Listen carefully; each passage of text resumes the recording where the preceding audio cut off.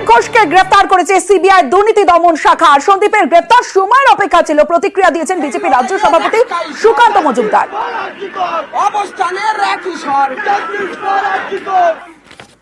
দেখুন, এই গ্রেপ্তারি বহু কাঙ্ক্ষিত গ্রেপ্তারি ছিল, কিন্তু আমি যেটা আগে আশঙ্কা প্রকাশ করেছিলাম যে খুনের মামলায় ইনি গ্রেপ্তার হবেন কিনা জানি না, কিন্তু করাপশনের মামলায় অবশ্যই ইনি গ্রেপ্তার হবেন, এবং সেটাই দেখা গেল। করাপশনের মামলায় ডক্টর সন্দীপ ঘোষ গ্রেপ্তার হয়েছে।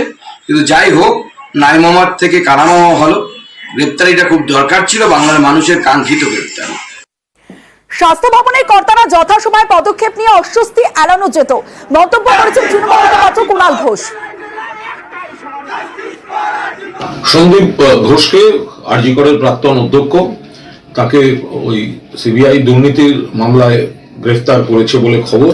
এখানে দলের আলাদা করে মন্তব্যের কোনো জায়গা নেই, কারণ কিছু কিছু অভিযোগ এটা খানিকটা বেশ কিছু আগে থেকেই ছিল। যদি স্বাস্থ্য ভবনের কর্তারা যথাসময়ে ঠিকঠাক পদক্ষেপ নিতেন, তাহলে হয়তো এই অস্বস্তিকর পরিস্থিতিটা নেমন্তন্ন করে বাড়িতে ডেকে আনতে হতো না।